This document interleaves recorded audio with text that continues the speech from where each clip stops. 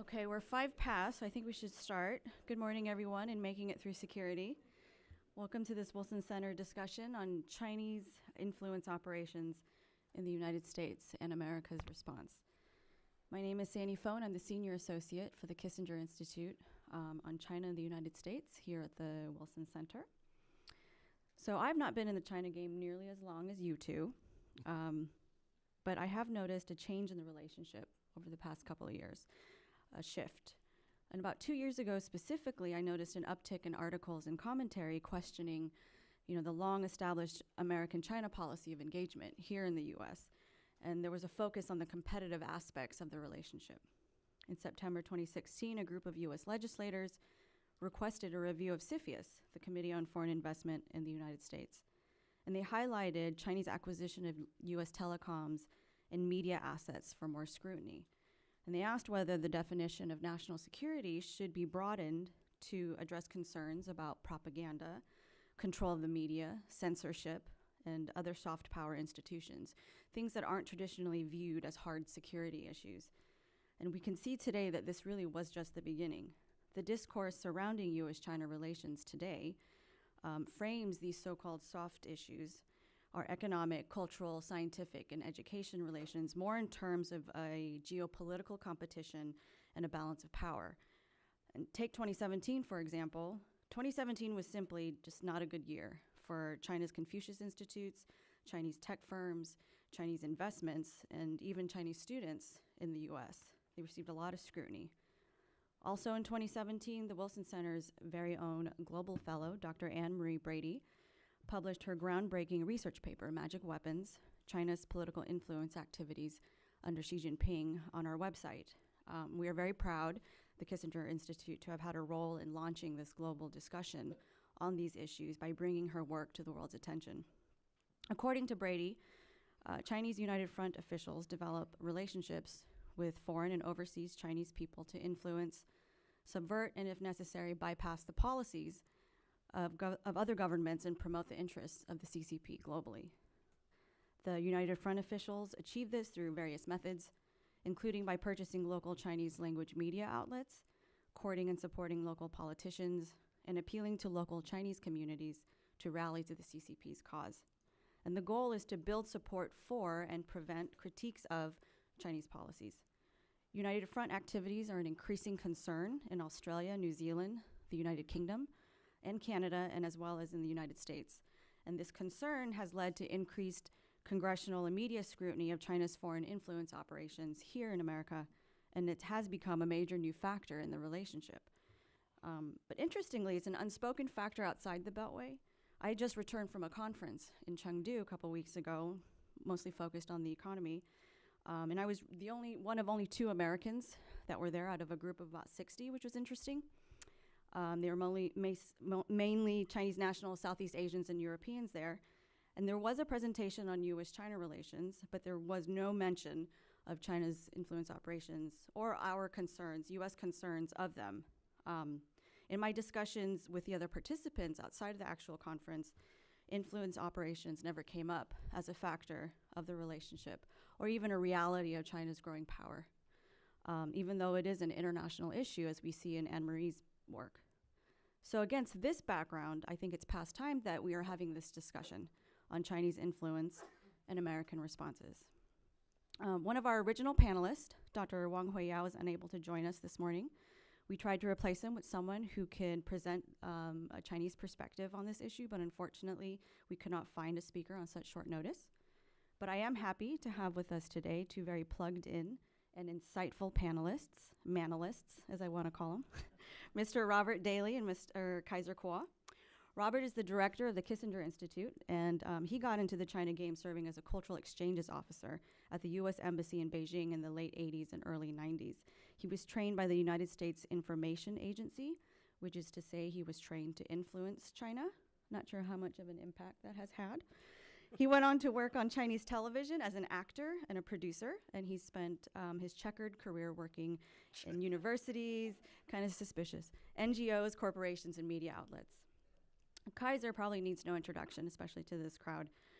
He is currently the host of the Sinica podcast, probably one of the most widely circulated programs on China.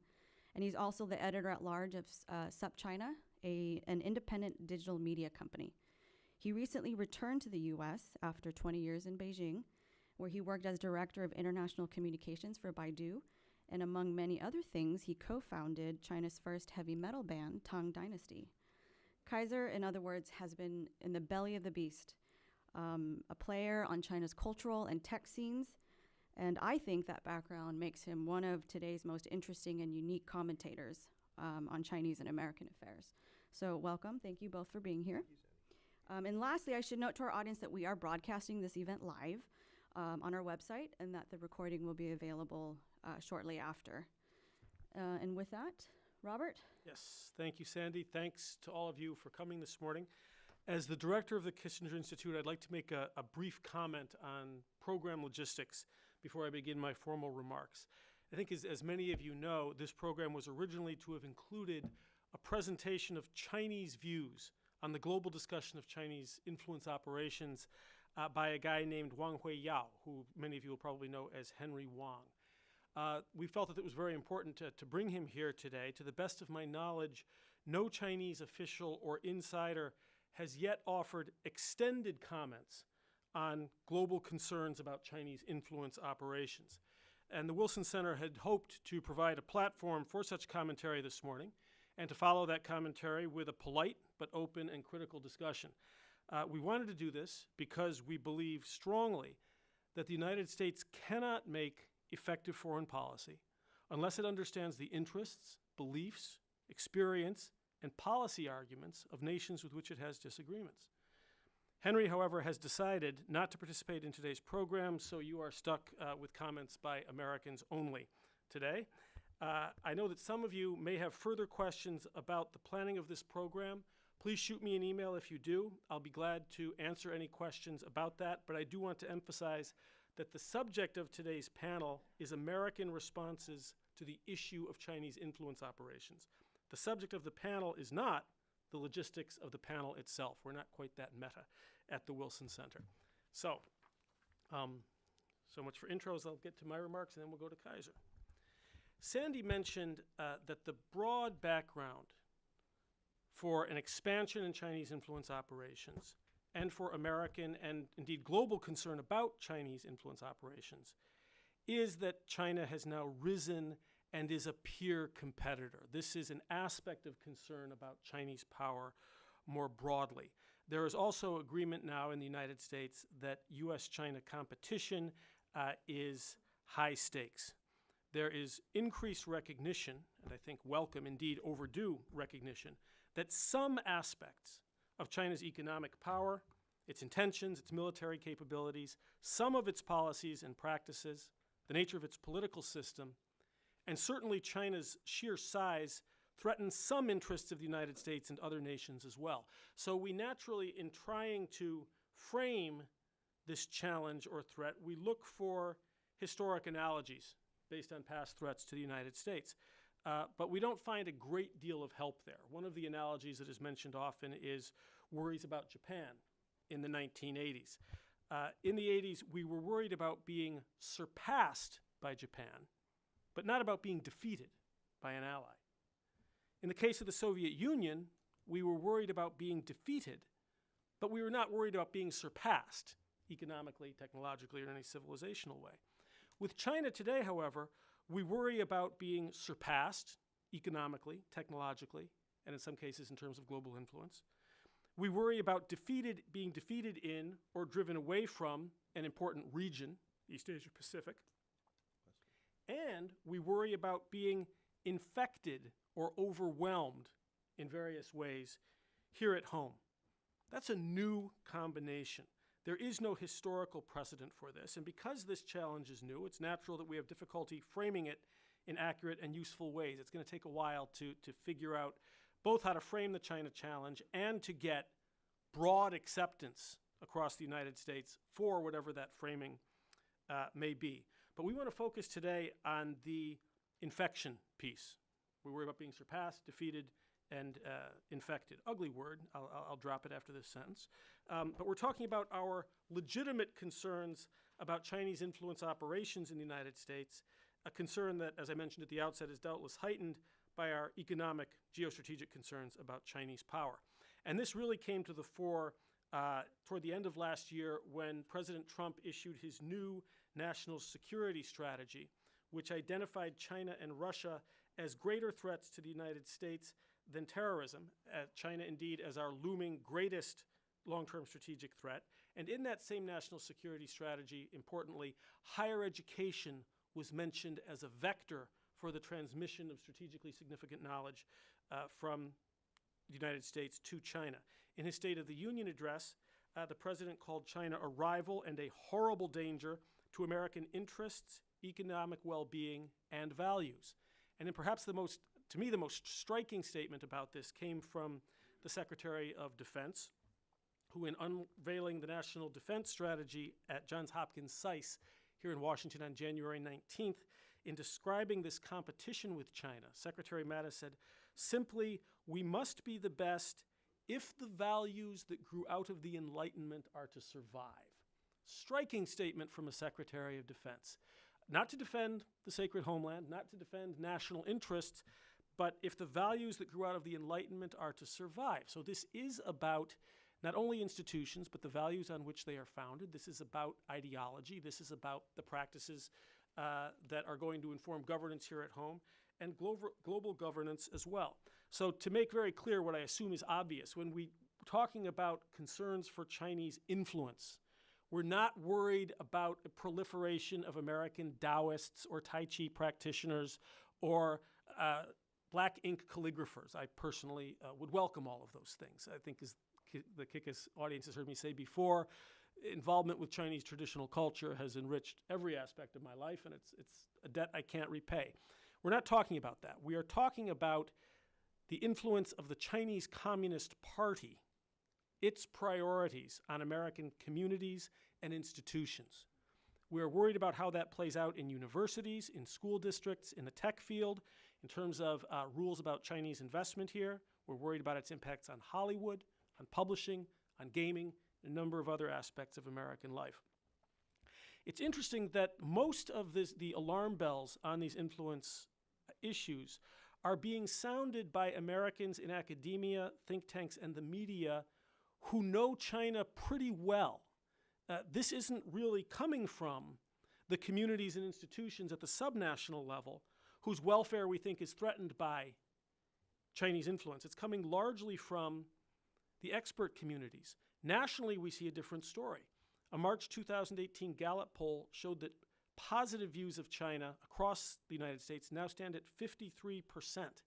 That's the highest they've been, despite growing concern in Washington and among the media about Chinese influence here. That's the highest that positive views of China have been since 1979.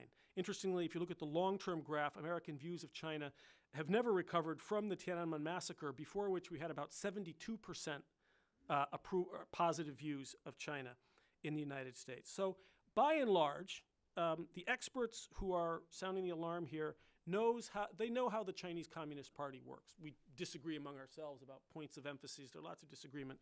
But this is coming from people who know the CCP, people who've studied China for years, who've lived there, some of whom, not enough of whom, also speak Chinese. And the question they're asking is, now that the CCP has the power to make its values and desires felt here in the United States, the expert community is asking, what percentage of CCP political and ideological influence would we like to have here in the United States? That's the question. And there's a unanimous, close to unanimous view that none, zero, would be about right if we can do that. And so vigilance is going to be required. But, and this will be the subject of the remainder of my remarks, while we do need that vigilance, while that attention is legitimate, even essential, we also need greater clarity and proportionality in this discussion of Chinese influence. Clarity. I'd like to propose a way of thinking about Chinese influence that I think helps us focus in a little bit better on the areas that we should be most concerned about. I think there are two types of influence that we've seen as China has risen. One is organic, and one is government-directed. Organic influence from China, broadly speaking, is of two kinds. The first is the kind of mutual influence that we have simply by rubbing up against each other and being exposed to each other. And this is almost entirely positive. Most of what the Chinese call people-to-people exchanges, what we do at the subnational level in institutions and universities, is about mutual learning and mutual problem solving. And I would argue that it's overwhelmingly positive, and in particular, the flow of talent from China to the United States since 1979 has been a great boon to this nation.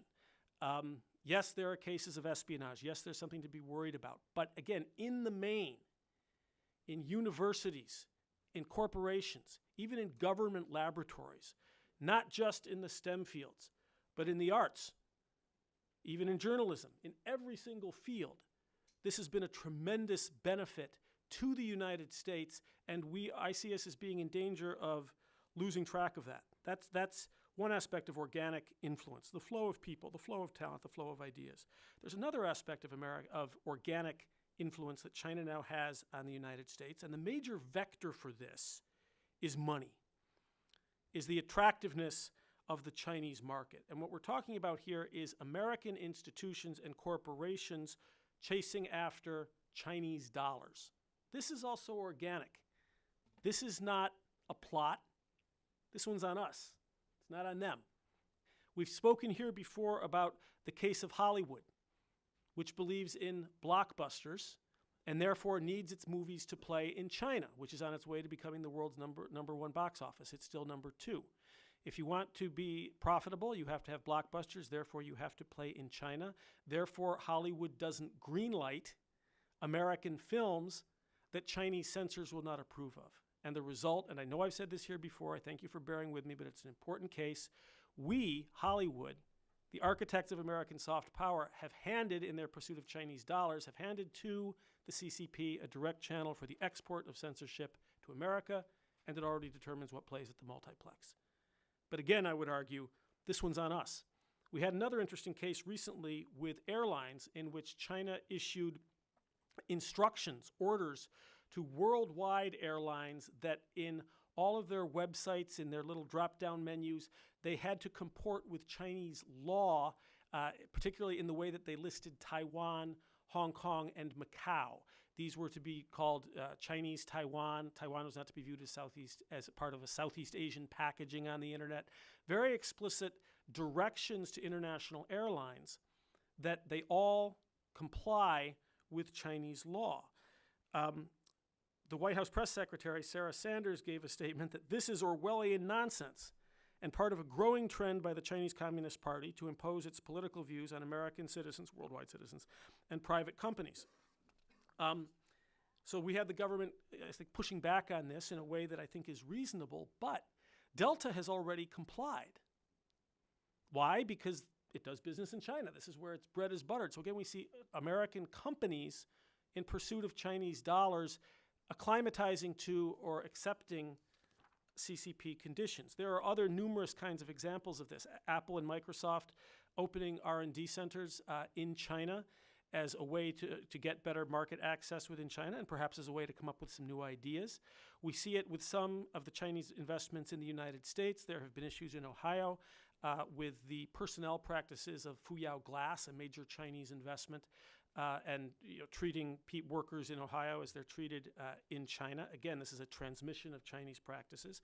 And we see it in universities, which even as they pursue their academic missions, also have come to rely on tuition from Chinese students, who they now have China interests and therefore China policies.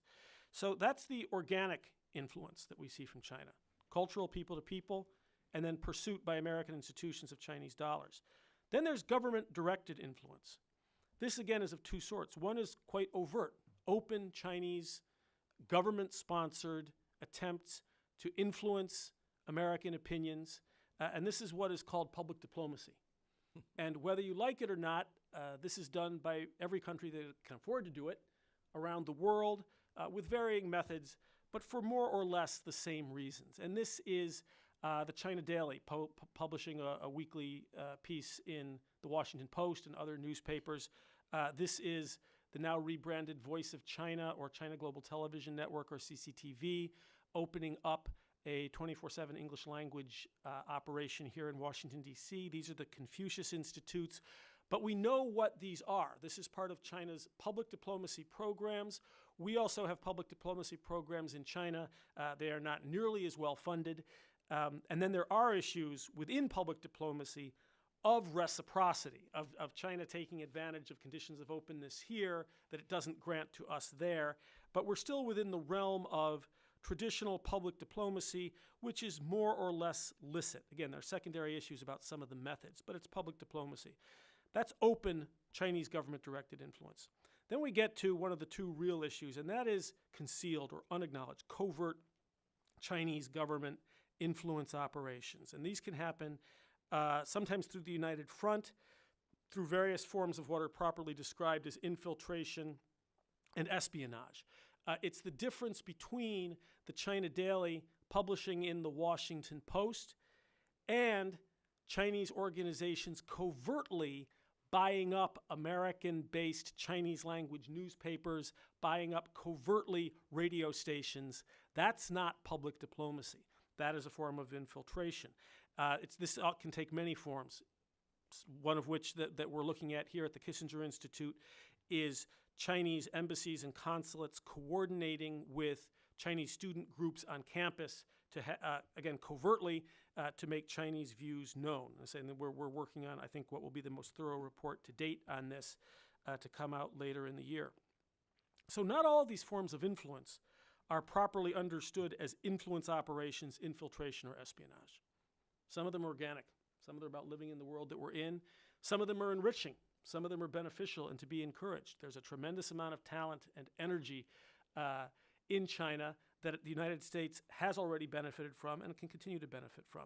So again, to draw these distinctions, I would want to direct you to a recent April 20th study by Peter Mattis in the ASEAN Forum entitled An American Lens on Chinese Interference and Influence Building, in which Mattis proposes that we move away from talking about influence, which is too broad, and talk instead about infiltration. What is actually done here that is illegal, in violation of American law? That, I think, is a more coherent approach. My own personal view, while I share all concerns of the sort that I've already outlined, I think that the greatest threat to corrosion in American institutions, American communities, American values and practices comes from the form of negative organic influence I've already described, namely American pursuit of Chinese dollars, and therefore adopting CCP recommended or required practices. We are proving to be easily bought. But let's direct any ire we have about that, I think to its proper objects, namely American pursuit. Proportionality, and this will be briefer, the proportionality of the influence discussion. Many people in this room went to China in the 70s and the 80s. Kaiser and I have been involved continually with China since the 80s. And I think that no matter how concerned you are about Chinese influence, if you ask yourself the question, since 1979, what has the flow of influence between China and the United States primarily been? And it is overwhelmingly, undeniably from China to the United States. Huh? I'm sorry. Thank you, Kaiser. From the United States to China. Yes, thank you. Essential correction. It's from the China, you go, and you don't have to be a China person to see this. You just go to the cities and you see the blue jeans and the music and the hip-hop contests, the forms that organizations take, the way that universities are structured, the practices that are being put into place, some of them even by the Chinese Communist Party. Did you see how quickly he succumbed to my sinister influence just now? Yeah, all it takes is a gesture. So, yes, thank you for serving as my idiot lights here on the stage, Kaiser. It's not even close. I don't know, you can't reasonably put a number on it, but I don't know, what is it, 99% to 1 in terms of the impact that we have had on China, despite its continual concern about peaceful evolution, spiritual pollution, and bourgeois liberalization. In fact, there's no comparison. Their influence here to date, broadly speaking, is a flea bite to our hippopotamus. That's really where we are. And I think that when we speak to our Chinese interlocutors about our concerns about Chinese influence here, if we want to be taken seriously by them, we have to recognize the influence that we have had there. And that, I think, is cause for optimism. The influence that we have had and continue to have in China, despite a lot of the efforts of the government there, prove that America is well equipped to continue to dominate the soft power competition if we understand, value, and develop the American cultures and institutions that produce our soft power. And that not even comparable experience of influence in China and the United States is also evidence, I think, that Americans are well inoculated against Orwellian nonsense, against unattractive popular cultures and ideologies, provided that the expert and critical communities in the United States do their work of pointing out these influence operations. So one of the things that I want to say to my colleagues, and I'm involved in these discussions about influence operations, we must be vigilant, we must be skeptical, but chin up, America. We're way out ahead on this. Really, chin up. It's a little bit pathetic. Our cultural power, our institutional power, is also reason to stay as deeply engaged with China, even in a more contentious era. We have to remember that China is still changing, and that one of the things that China changes relative to is the United States, its examples and its cultural power. These are not levers that we can pull at a particular moment to get a particular change in China. That's not how soft power works. When we've tried to do that historically, we usually end up with egg on our face. It works as a catalyst, and it continues to work. So that's one issue of proportionality, remembering where the dominance of influence lies. And the second, I think, is bearing in mind the relative damage caused to the United States by Chinese influence and infiltration versus our own failings and our own weaknesses. The focus on Chinese influence on American education, to take one example, is appropriate. But Chinese influence on American education is very, very far from being the biggest challenge faced by American education. Okay, and this needs to be borne in mind. The biggest threats to the integrity of our political institutions, our prosperity, our crumbling infrastructure, our sense of national mission and cohesion, our ability to innovate, our biggest threats don't originate in China. And this is where it helps to have colleagues. Sandy is constantly saying, you know, Robert, what you said just makes sense, but take off your China goggles. You see everything through China goggles. It's not always China. My own son, Kaiser and I were talking about this before, who listens to me go on and on about this. A few weeks ago, we were outside doing some yard work, and he said, Dad, you know, you keep talking about how bad U.S.-China relations are getting and how, you know, China's dominance is worrisome and China's influence is worrisome. But we're here mulching the garden, and we're going to go inside, and we're going to eat grilled cheese, and then we're going to go see the Avengers Infinity War. This isn't the Battle of Britain. You know, what are you talking about? So, yes, that's a useful check. Vigilance, absolutely. But let's remember what Lincoln said in his Lyceum speech, that all the armies of Europe and Asia could not by force take a drink from the Ohio River or make a track on the Blue Ridge in the trial of 1,000 years. If destruction be our lot, we must ourselves be its author and finisher. Thank you. Look forward, Kaiser, to your remarks and then to your comments and questions. Thank you, Robert. Kaiser? Thank you very much. And thank you very much, Sandy, and of course, Robert, for inviting me to the Kissinger Institute and the Wilson Center here to talk to this topic. This is very close to me, and it's a topic that I'm very grateful to be able to address here. The American body politic may at present be very sick. I don't think there's much doubt about that. I think Robert made that clear.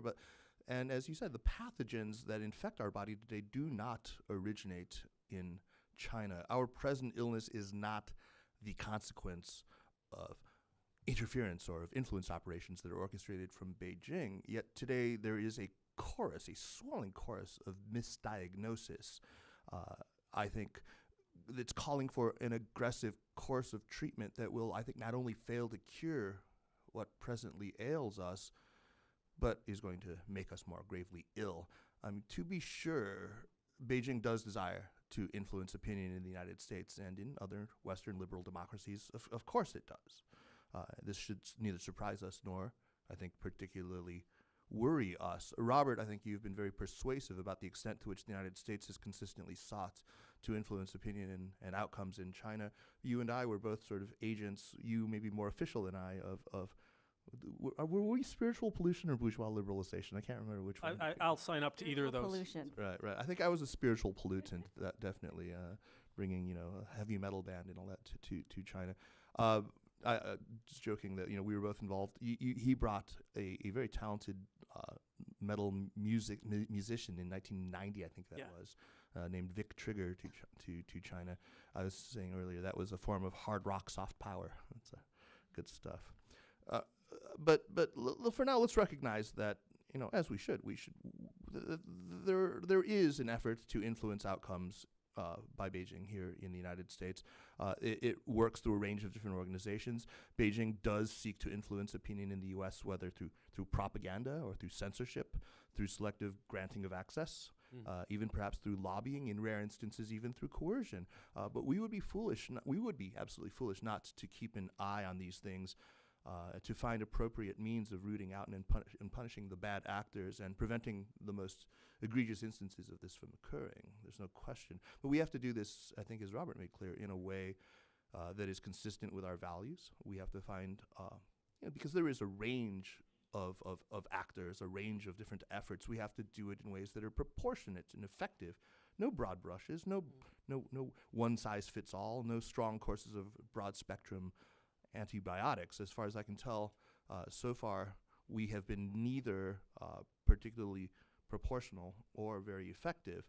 But from where I sit, it seems clear to me that whatever damage might realistically be done by Beijing to the American civic fabric, to the health of the American body politic, it is surely dwarfed by the damage that will certainly be done. I think, indeed, that is already, beginning to be done to that civic fabric, to that body politic, by the reaction to it in some quarters.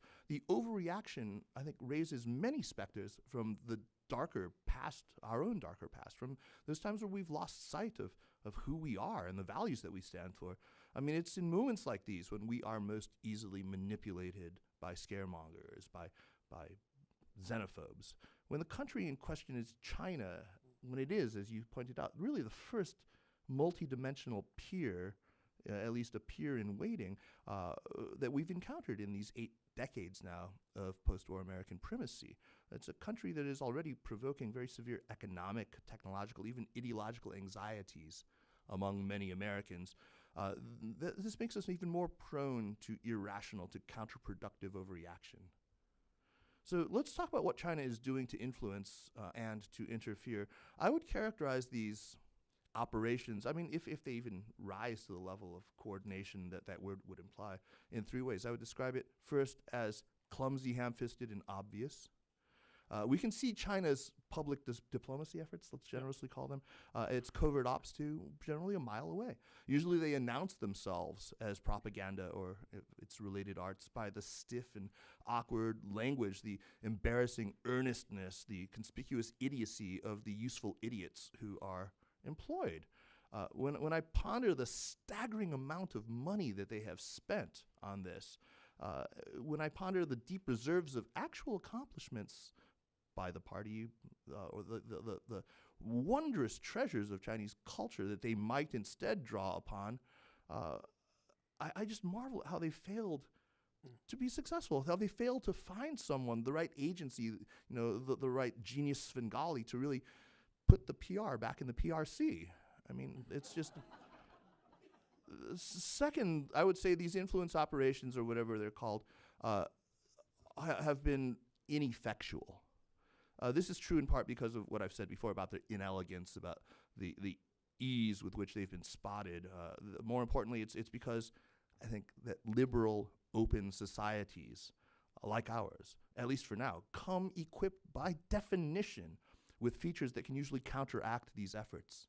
A free press, academic freedom, strong laws about disclosure. We also, unfortunately, have some weaknesses. I think Robert did a very good job of pointing out the baneful influence of money in particular.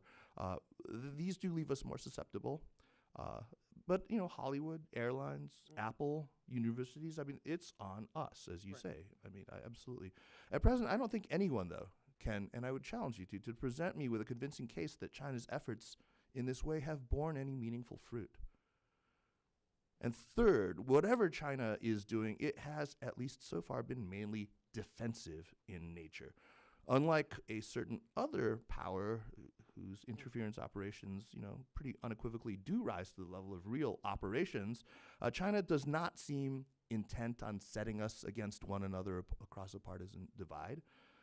It does not appear to want to undermine this country's basic epistemic norms. It does not look like it's working on behalf of one of our political parties against the other. It does not, well, I mean, there are many things that it isn't doing. Instead, what is it looking to do? It's looking to shape the basic American narrative about China, the narrative in the press. It's looking to deflect or to diminish criticism and ill will, to bring Americans around to Beijing's views on issues like Tibet or on Taiwan, to convince Americans that China's rise has been and will continue to be peaceful, that its Belt and Road Initiative is essentially benign, that this whole China threat idea is nonsense. So again, I refer to my second point. How is this really working out for China? I don't think it'd be easy to make the case, at least certainly among the elites that you talked about, that it's working at all. I don't think that it is. Popular American sentiment about China may be, at the popular level, growing a little bit better, but that is not the case among elites. Here in this town, certainly, there is a growing hawkish bipartisan consensus toward China, and I think that's a very unfortunate thing. But even these defensive goals remain unattained, remain quite far out of reach for China. In 2014, Xi Jinping famously described the United Front Work Department as China's magic weapon. In America, not so much, not working so well. China's influence ops are, as I've said, mainly defensive, and that does not mean that they are wholly innocuous. When that defensiveness takes the forms that we've seen, some of them which seek to abridge the liberties of other Americans, when it seeks to censor speech, when we see evidence that the flames of aggrieved nationalism, these flare-ups, say, over some college student, a Chinese college student making a speech that didn't go over so well with the more patriotic and thin-skinned set. When we see that those flames are being fanned from Beijing through maybe the auspices of the embassy or through consulates or acting maybe through student groups like the Chinese Students and Scholars Association, of course that is unacceptable and needs to be called out.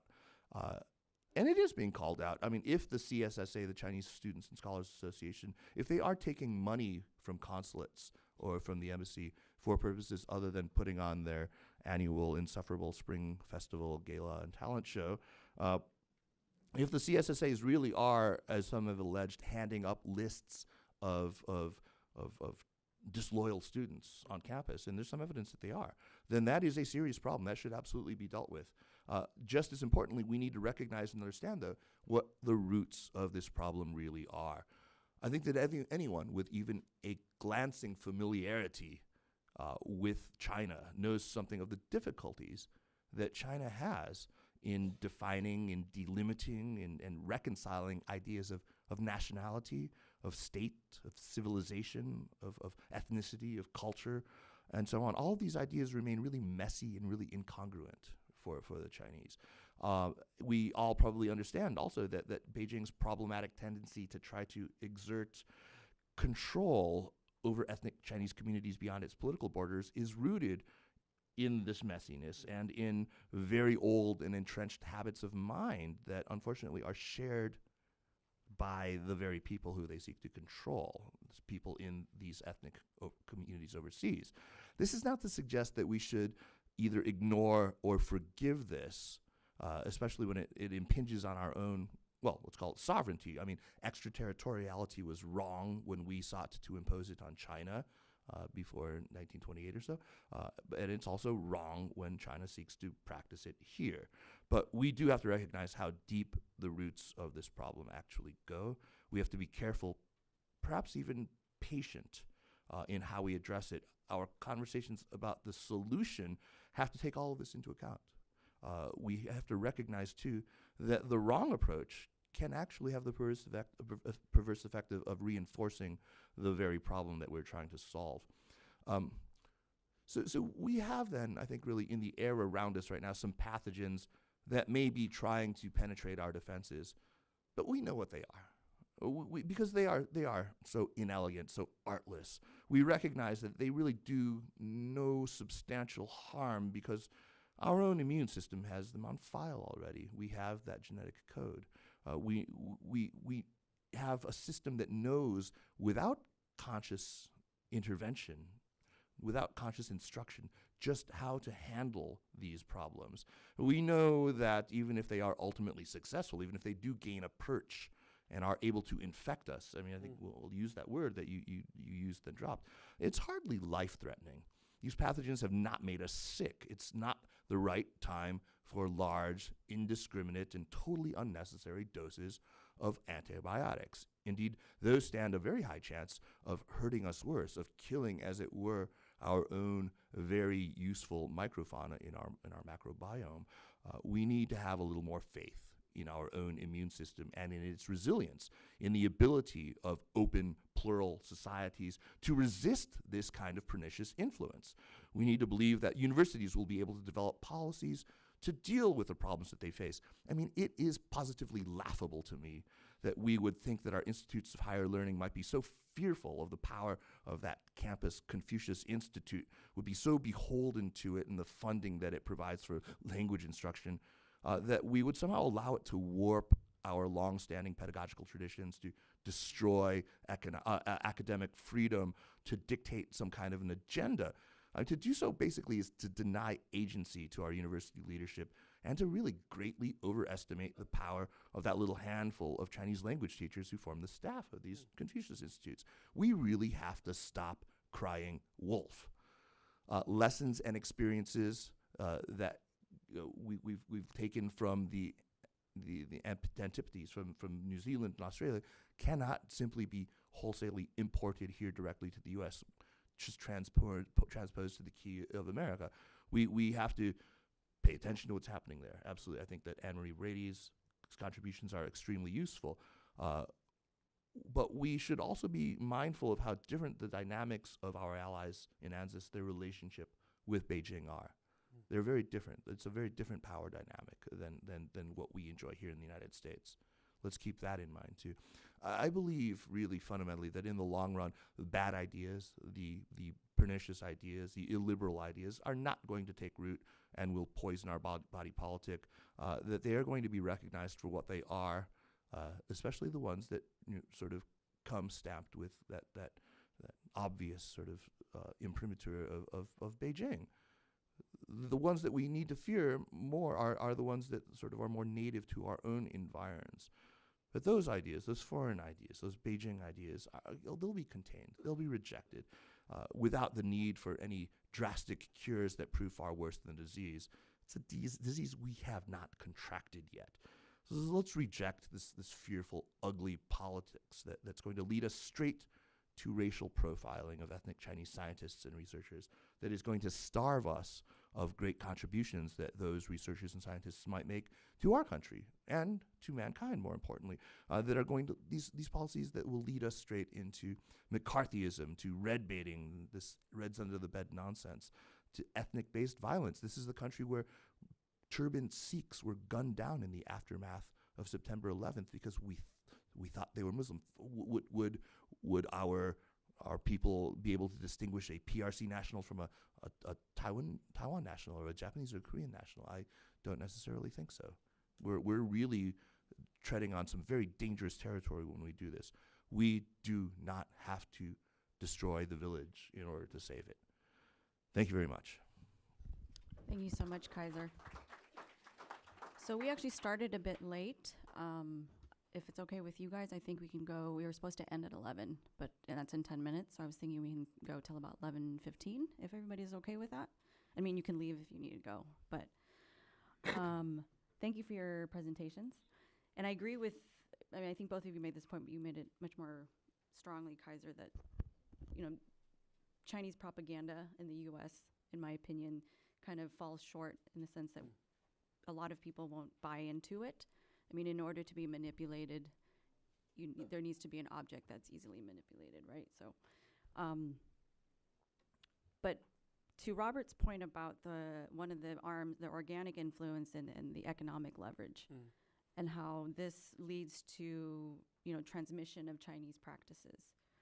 I mean, what would you both of you basically argued that it's on us when this happens, but then what to do? What is the role of the private sector here? Again, and we've talked about this here many times, and we've had corporations come speak to us about this, and to them it's their bottom line. Right. What now? Well, I mean, I think that we've seen many instances in which consumers stand up and insist on change. They recognize bad practices on behalf of commercial actors, and they make them change. Let's look at Cambridge Analytica recently with Facebook, right? I mean, I think it was the delete Facebook campaign probably was more of a threat than congressional hearings, right? Than testimony before the House Intelligence Committee.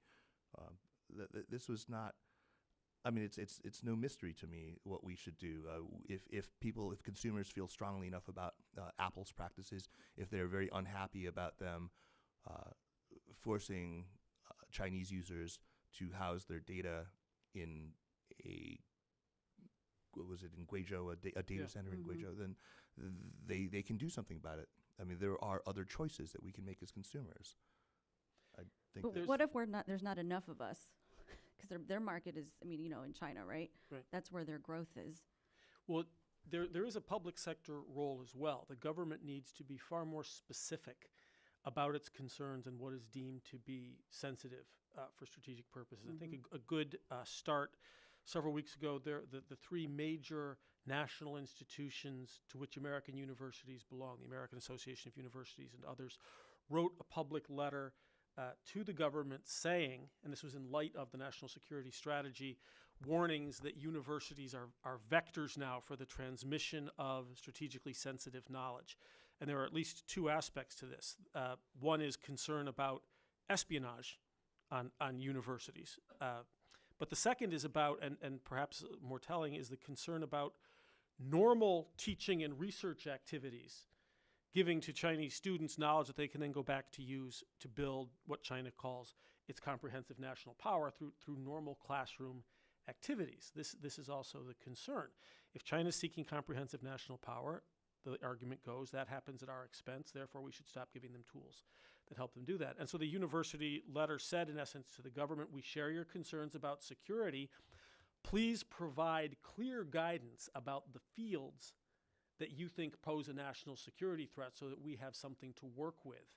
Because all the universities have heard so far are suggestions that there are people in government who would like to ban all Chinese graduate students in the STEM fields from coming to the United States. So we do need the government to be clearer about some of these categories. And then you have a useful tool, if you make an argument for corporations and for universities to protect national security, if that is indeed a legitimate issue in all these cases. There may be cases in which it is, there may be cases in which it isn't. So this is where the need for clarity, I think, and getting the categories right really comes in. And so far this discussion, which is still in its infancy, has been a little bit too sweeping to provide useful guidance. Right. Because we don't have a Chinese presenter, I wanted to characterize what I think are their responses to everything that's the discourse here. When I talk to my Chinese counterparts and colleagues, seems like their response to what's our concerns revolve around 2 points. And the first is that, they're just offering an alternative to discourse, to the dominant Western liberal discourse, which tends to be very critical of China. And the second point has to do with, basically that the U.S. doesn't like our governing system. So you're just going to, shut down everything that we do. A, is that a fair characterization from your, conversations? And B, comment on that. Like, what would you respond? How would you respond to those? It's true that one of the lines that my Chinese counterparts like to use to protest American concerns about infiltration, there's a saying in Chinese, 和而不同, that they throw out a lot, which is that we can all get along, there are just differences. You Americans say that you love and value diversity. China, by having a different, namely Chinese point of view, is adding to diversity. We are only 不同, why can't you be more 和? and just sort of take it. This is the argument. This is, it's sort of both interesting and specious at the same time, in that this way of framing the argument, like the Chinese argument, which has some truth in it, that our concerns about Chinese influence are really an index of our own worries about decline. That needs to be a part of this mix. But these arguments tend not to want to get into specific cases when something has actually been done or attempted that is illegal in America or that harms American interests, those general frameworks tend to fall apart. So yes, those are some of the rhetorical strategies, both of which have some truth in them, but they tend to be allergic to specifics in my experience. I don't know, Kaiser. No, I think your characterization is both fair and accurate, and I think, to my way of thinking, not surprising. And I think if we, exercise a little bit of cognitive empathy and sort of see things that the way they might look through Beijing's windows, they make a lot of sense. Right. I mean, I think they do. And let's be fair. I mean, they are not assertively pushing an alternative narrative. Again, I think it's a defensive. It's mainly defensive. So I actually have quite a bit of sympathy for that claim. I think they are disingenuous. I think often that when you do try to pin them down on specifics, and when you do, they'll often say, "Hey, look, all's fair. Right. This is not out of bounds. This is what we all do, and if we catch each other doing it, then we stop it." But they'll also point out to me this sort of directionality of influence, and how we seem utterly unaware of the extent to which we push out our ideology into the world quite assertively. Right, so I'll ask one last question, kind of throwing a grenade out here. At the recently concluded 19th Party Congress, Xi proclaimed China's rightful return to the center of the world. We all heard that. And he also put forth China's governance model, socialism with Chinese characteristics, as a viable alternative. Just this past March, at a congressional hearing on U.S. responses to China's foreign influence operations, Chairman Ted Yoho, representative of Florida, cited these sorts of declarations and said that he takes them as a threat. Quote, "I take that as a personal assault on American sovereignty, and that will not be tolerated," end quote. So in light of the reports coming out of Chinese influence activities in like Australia, New Zealand, and then now we're talking about the U.S., is there any truth to that statement? I mean, should we be taking these as Chinese actions as an assault on U.S. sovereignty? I think you touched on it, but I want to throw a grenade in here. We'll let the audience. I think that's just unpardonably hubristic. The idea that we will brook the existence of no other alternative model in the world. No, that is not. If our notion of sovereignty is so easily offended, we need to recalibrate. No. No, let's don't want to touch hear the grenade. Okay. Let's go right up here in front. And because we are recording, just wait for the mic and please identify yourself. I'm Peter Humphrey. I'm an intelligence analyst and a former diplomat. One of the things I've noticed is that many of the students that I meet here, and I do meet an awful lot of them, have absolutely no intention of going home to China again if they can avoid it. I'd say it's well more than half. And then we have this phenomena of hundreds of birth tourism coming to the West Coast. And that's not an attempt to establish a fifth column in the U.S. It's an attempt that maybe my kid actually gets into a good state school in the U.S. and 2 decades from now he gets to petition for me to become an American citizen. And then we have these hundreds of thousands of tourists and graduate students in the West, and at some point people are voting with their feet, and this influence is got to hurt China big time. Doesn't China have to crack down on sending students overseas, crack down on all the increased tourism to prevent cracks in party dominance? At some point, everybody who's seen the outside world is going to ask really uncomfortable questions. Well, I think that's to your point about the influence that we have, like how much of an influence we have the other way around. Yes, although I think that your guess as to the stats on returnees are probably a little bit outdated.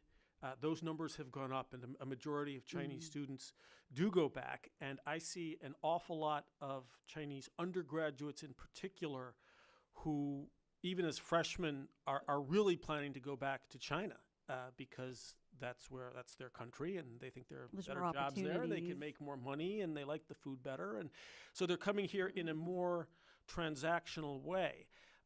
In a sense, I think that at least the Washington narrative here is flipping in that it used to be widely thought, although this is very hard to quantify or prove with any metrics, that all of these Chinese who came here as tourists or for to have an anchor baby or as students, that this was an index of soft power, of voting with your feet, and that to some degree these folks would have American ideas and go back.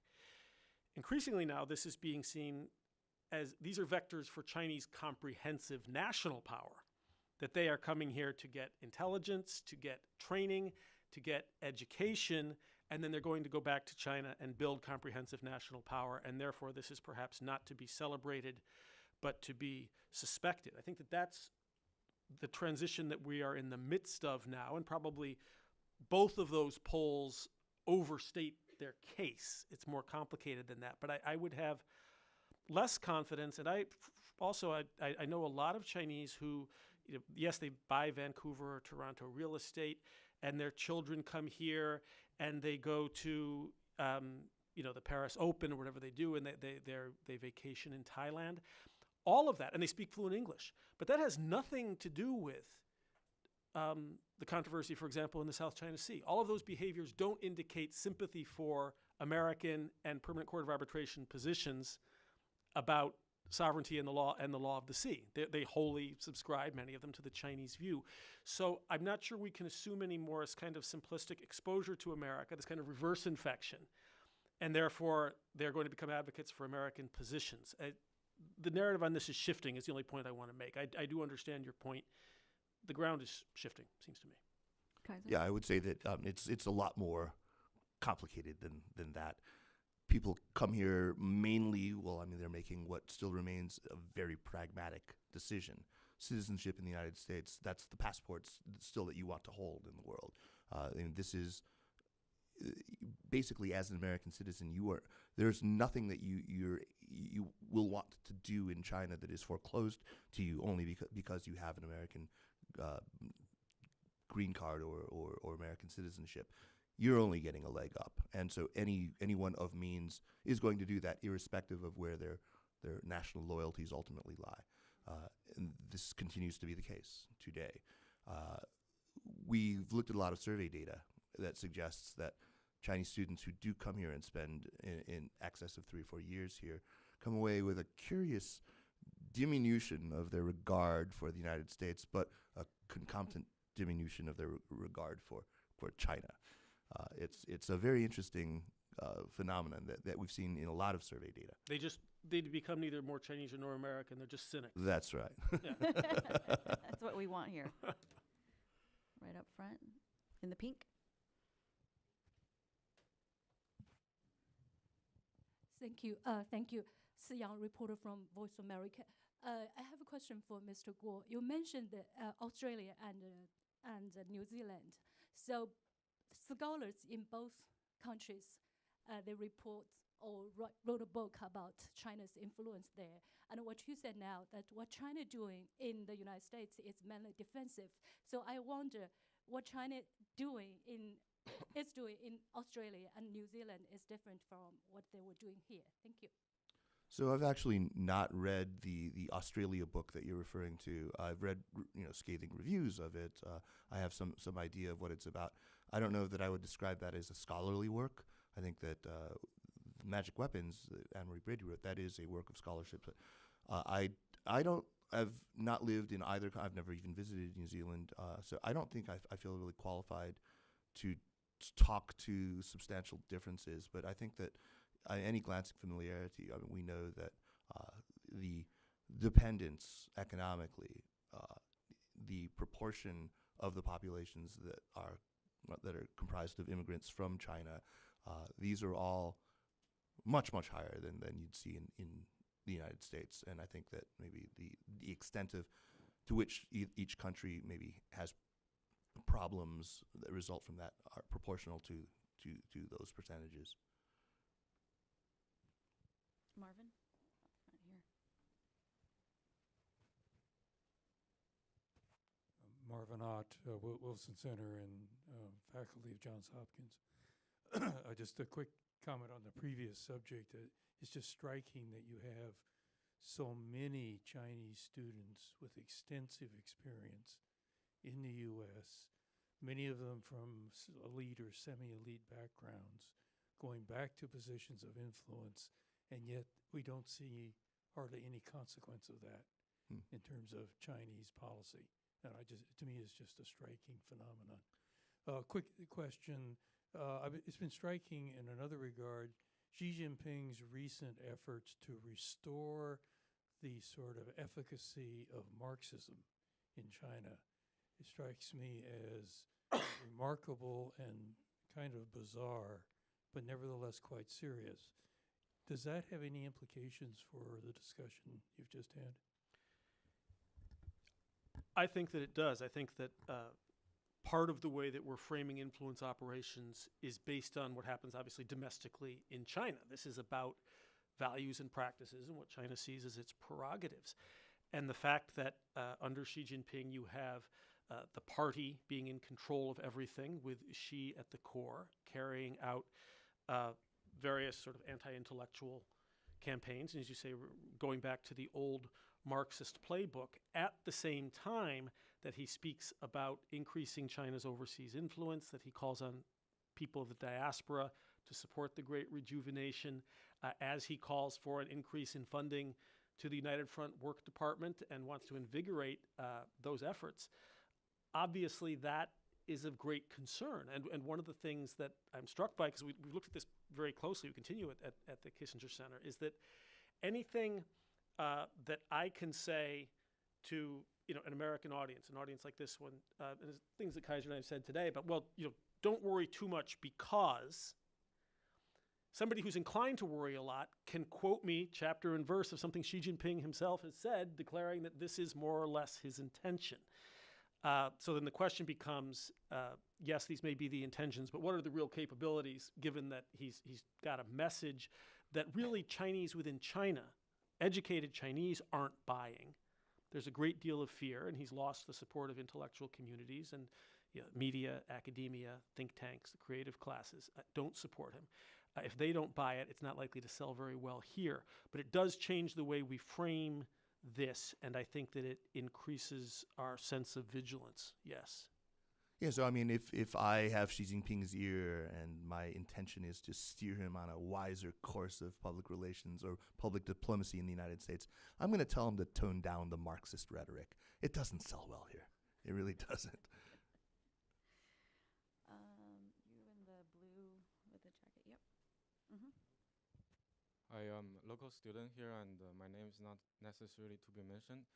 So I'm working on a final paper on the Unite Front, and according to Russell Xiao of the Global Taiwan Institute, in a congressional hearing last month, he said that the Unite Front activity in the United States is like a whole society attack, and it requires a whole society response. And from my observations in DC for 3 years, as I heard, like in January, it was like a personal letter from Senator Cruz to the Texas University that prevented Tong Qinhua's donation to the China Public Policy Center. And it was Rubio's personal inquiry to the Wilson Center that prevented one of the fellows from attending this event. And it was 2 days later, 2 days before today, it was like a letter from the National Association of Scholars to the George Mason University that is requesting the closure of the Confucius Institute. So my observation is that the responses to the whole society attack from the China's Unite Front work is that lone wolf. I characterize it as a lone wolf defense. That's the U.S. depends on individual legislators or individual organizations from the civil society to defend the organized, cohesive attack from China. So my question addressed to Dr. Daly, that's will there be a cohesive whole society response from the United States to the attack? Thank you. Well, there's a lot of the language that you've used here that I'm not sure I would agree with. Attack. I actually think that this sort of biomedical metaphor we've got going here is a little bit better than a military approach. I think you're referring to FBI Director Christopher Wray's statement, not in his testimony, but in response to a question that China has a whole of society strategy, so we need a whole of society response. My read on that was a confusion between two different terms, because that was the first time I think we'd heard that formulation, right? Whole of society. We don't know what that means. China does speak regularly of comprehensive national power, 国家的综合实力, and this includes economic, military, soft power, discursive power. They would like to have the kind of sway that the United States has across these spheres internationally. Of course they would, as a large country. So you've got the you've got the comprehensive national power discourse. Then you've got Americans talking about a whole of government response. And this is jargon on both sides. And I think that those wires got crossed and you end up with whole of society, which sounds ominous, but I suspect that it was linguistic incompetence in the moment. So I wouldn't focus too much on that one phrase.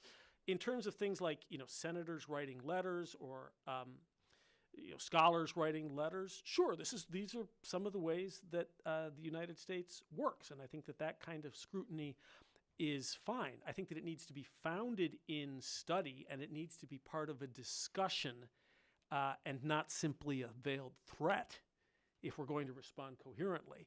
But certainly legislators and scholars and anybody else in the United States is free to pitch in and make their views known. That's good. Kaiser, do you want to? No, Anybody on the right side? Everybody on the left side here. All right, let's in the middle.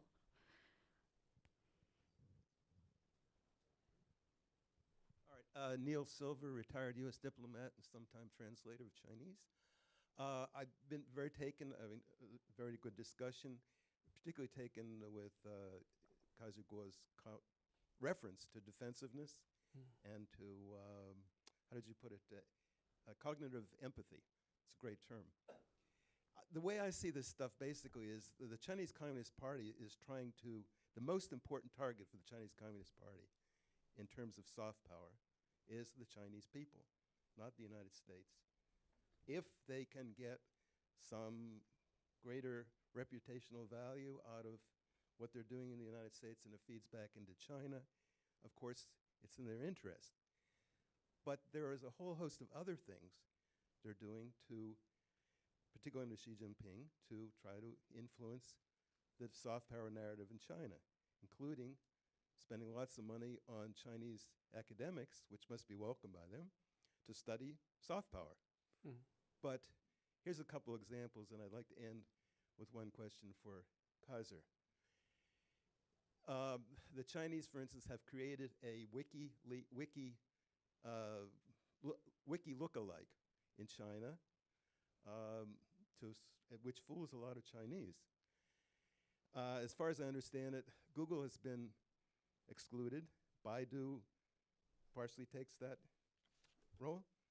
The question is, I have recently come across an example where Baidu had, in its download of a Chinese novel from 1947, deleted a major portion which talks about political discussions in universities. So my question is to you, what's going on with Baidu? How much do they play a role in the projection of Chinese soft power on behalf of the CCP? Are we talking about soft power internationally, or are we talking within China? Look, I worked for Baidu for 6 years. I am not at all ashamed of that association. They are a company that is a consumer-facing company. They do not labor for one moment under the illusion that anyone prefers censored results, except, of course, for their government minders. They push back wherever it's possible. Their mission is really to expand the information horizons for ordinary Chinese users, but they work under very distinct constraints. Nobody's happy about this. If you were to sit down individually with the leaders of that company, you would find them to be very much of the mindset, a mindset you would find familiar here, values that you would embrace. I think that they do what they can under very unfortunate conditions. So I don't hold them. I think I've seen in action the effort to push back wherever possible. My conscience is very clear on that, clean on that. I think that you're very right, though, about the ultimate target, the ultimate audience for these things being a Chinese one, whether Chinese in diaspora or otherwise. In fact, I mean, the whole idea of burnishing the image ultimately is to forestall or deflect that kind of criticism because it might rebound into China. That's really what the worry is. Nothing maddens them more than to have their own people take up the editorial line of the New York Times. I mean, if you look at document number 9, this famous document now that really lays out what it is that worries them the most. Of the 7 sort of deadly sins that are enumerated there, 6 of them are directly about foreign influence on Chinese domestic public opinion. Just to reinforce Kaiser's point, I was in a discussion about this issue late last year with a very senior Australian sinologist who's concerned about Chinese influence in Australia. And he concluded by saying, you have to understand that the Chinese who are organizations that are, whether it's the United Front or whether it's the propaganda organs who are putting these messages out there, they don't care about Australia. They don't even see Australia. That's really not their concern. It is Chinese in Australia, and then as you suggest, the messages about Australia and the rest of the world and about how China is received there for the Chinese people. But Australia per se is of no interest, he said, to the CCP. It's always about domestic politics, isn't it? Mm-hmm. We're at over 11:16, so we're out of time, unfortunately. But thank you guys for coming. And please join me in thanking our speakers today, Robert and Kaiser.